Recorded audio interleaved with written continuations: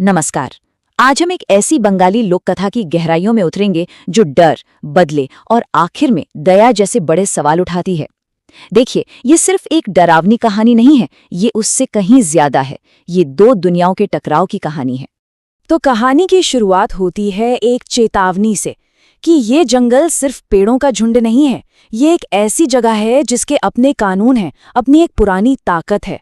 और जैसे ही सूरज ढलता है ना, ये ताकत जाग जाती है। ये कोई कहावत नहीं है, ये एक सरहद है, एक लाइन जिसे पार नहीं करना चाहिए। कहानी शुरू होती है दो लकड़हारों और जंगल की एक रहस्यमयी शाम से, एक ऐसी घटना से जो सब कुछ बदल कर रख देगी। यहीं पर लालच डर पर भारी पड़ जाता है और एक ऐसी गलती की शुरुआत होती है जिसका अंजाम बहुत बुरा होगा। इन दो दोस्तों के बीच की ये बातचीत ही, समझिए, पूरी कहानी का रुख तय कर देती है। एक तरफ है जुबैर, जो रिवाजों की इज्जत करता है, खतरे को समझता है, और दूसरी तरफ है हमजा, जिसे लालच ने अंधा कर दिया है। और बस यही लालच उसे एक बहुत ही खतरनाक रास्ते पर ले जाता है। और बस यही वो फैसला था। सारी चेतावनियों को एक तरफ करके हमजा थोड़े और पैसों के लिए जंगल के उस हिस्से में घुस जाता है जहां जाना सख्त मना है। उसने सिर्फ एक नियम नहीं तोड़ा था, उसने एक पुराने समझौते को, एक पैक्ट को भी खतरे में डाल दिया था। और वहां उस घने अंधेरे में उसका सामना एक ऐसे जीव से होता है जो कुदरत के हर नियम के खिलाफ था। आधा सांप आधा इंसान। इस अजीब डरावने रूप को देखकर हमजा का डर उसकी अक्ल पर हावी हो जाता है और वो एक ऐसा कदम उठा लेता है जिसे वो कभी नहीं पलट सकता। वो उस पर अपनी कुल्हाड़ी से वार कर देता है। जब हमजा घर लौटता है तो उसका डर गिल्ट में बदल जाता है, एक बोझ में। वो अपनी पत्नी सूफिया को बताता है कि जिसे उसने मारा वो कोई मामूली जानवर नहीं था। उसकी आंखें, मरते वक्त उस जीव की वो इंसानी आंखें उसे अंदर तक झिंझोड़ गई हैं। उसे अब एहसास हो चुका है कि उससे बहुत बड़ी गलती हो गई है। तो अब कहानी एक नया मोड़ लेती है। हमजा की गलती का अंजाम अब पूरे गांव के दरवाजे पर दस्तक दे रहा है। एक रहस्यमयी अजनबी आती है और इसी के साथ शुरू होता है बदले का सिलसिला। ये अजनबी कोई आम इंसान बिल्कुल नहीं लगती। उसका रूप अलग है, जैसे इस दुनिया का ना हो, और उसकी आंखों में एक ऐसा ठहराव है जो गांव वालों को परेशान कर देता है। ये नागिनी है, इंसानी रूप में, लेकिन उसका इरादा इंसानी नहीं, जहरीला है। वो अपनी असली पहचान जाहिर है छुपाती है, बड़े शांत तरीके से सबसे पूछताछ करती है, लेकिन उसके हर सवाल के पीछे एक तूफान छिपा है। गांव वाले तो बेखबर हैं, उन्हें क्या पता कि वो एक ऐसे दुख से बात कर रहे हैं जो बहुत जल्द बदले की आग बनने वाला है। और फिर सब कुछ बदल जाता है। जंगल में अपने साथी की लाश देखकर नागिनी का दुख गुस्से में बदल जाता है। ये सिर्फ कोई धमकी नहीं है, ये एक कसम है, एक ऐसी कसम जो पूरे गांव को ले डूबेगी, क्योंकि अब एक का बदला पूरे गांव के लिए खतरा बन चुका है। तो अब नागिनी का पर्सनल दुख पूरे गांव के लिए एक मुसीबत बन जाता है। हमजा के एक काम की कीमत अब पूरे गांव को चुकानी पड़ेगी, और ये कीमत बहुत भारी पड़ने वाली है। गांव का मुखिया इस मामले की गंभीरता को समझता है।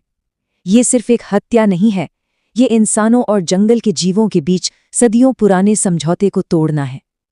हमजा के डर ने उस शांति को खत्म कर दिया है जिसने अब तक गांव को महफूज रखा था। और बदला शुरू हो जाता है। पहला शिकार बनता है राशिद। उसकी लाश गांव में मिलती है।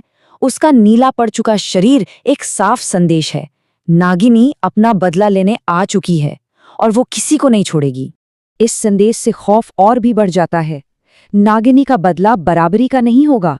ऐसा नहीं है कि वो एक जान के बदले एक जान लेगी, नहीं, वो पूरे गांव को सजा देना चाहती है।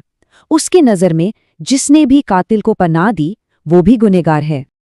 अब कहानी अपने क्लाइमैक्स पर पहुंचती है, जहां हिंसा का जवाब हिंसा से नहीं बल्कि हिम्मत और हमदर्दी से देने की कोशिश की जाती है।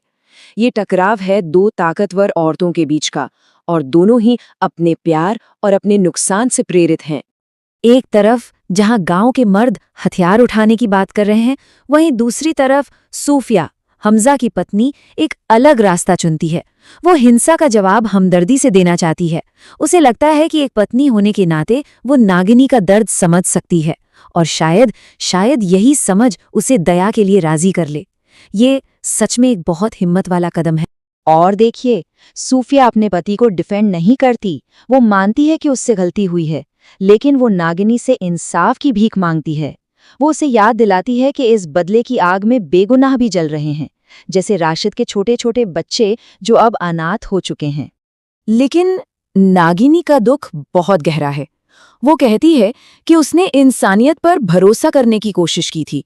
वो इंसानी रूप में हमदर्दी महसूस करने आई थी, पर बदले में उसे क्या मिला? सिर्फ नफरत और मौत। उसकी नज़र में अब इंसानियत ही जहरीली बन चुकी है।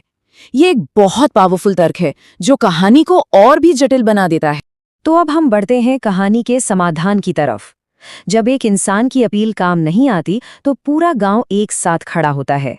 वो लड़ने के बजाय माफी मांगने का रास्ता चुनते हैं। और सच कहूं तो यही इस कहानी का सबसे शक्तिशाली मोड़ है। ये सिर्फ माफी नहीं है, ये एक सामूहिक प्रायश्चित है। गांव वाले अपनी गलती मानते हैं, अपनी कमजोरी को स्वीकार करते हैं और बिना किसी शर्त के खुद को नागिनी के इंसाफ के हवाले कर देते हैं। ये एक शख्स के डर से पूरे गांव की जिम्मेदारी की तरफ एक बहुत बड़ा कदम है। और फिर आखिरकार हमजा सामने आता है और जो वो कहता है वो बहुत जरूरी है। वो सिर्फ माफी नहीं मांग रहा, वो ये मान रहा है कि वो दूसरे पक्ष का नजरिया समझ गया है। वो कहता है कि मैं सोचता था वो जानवर था, पर अब समझ आया कि उनकी नजरों में हम जानवर हैं। ये है सच्चा पछतावा। और बस यहीं पर कहानी का सबसे गहरा संदेश सामने आता है। हमजा का सच्चा पछतावा और सूफिया की हिम्मत देखकर नागिनी एक अलग रास्ता चुनती है। वो समझ जाती है कि बदला लेने से उसके मन को शांति नहीं मिलेगी, क्योंकि असली ताकत माफ कर देने में है। ये कमजोरी नहीं बल्कि सबसे बड़ी शक्ति है। तो कहानी का अंत बदले से नहीं बल्कि रहम और समझदारी से होता है। सच्चा इंसाफ और शांति कातिल के पछतावे में मिलती है, ना कि और खून बहाने में। ये एक बहुत खूबसूरत समाधान है जो दिखाता है कि माफी बदले से कहीं ज्यादा ताकतवर हो सकती है। तो ये कहानी हमें एक बड़े सवाल के साथ छोड़ जाती है कि आखिर कुदरत, समाज और हमारे अपने डर के बीच वो कौन सी लकीरें हैं, वो कौन सी हदें हैं जिन्हें पार करने का मतलब सिर्फ बर्बादी है।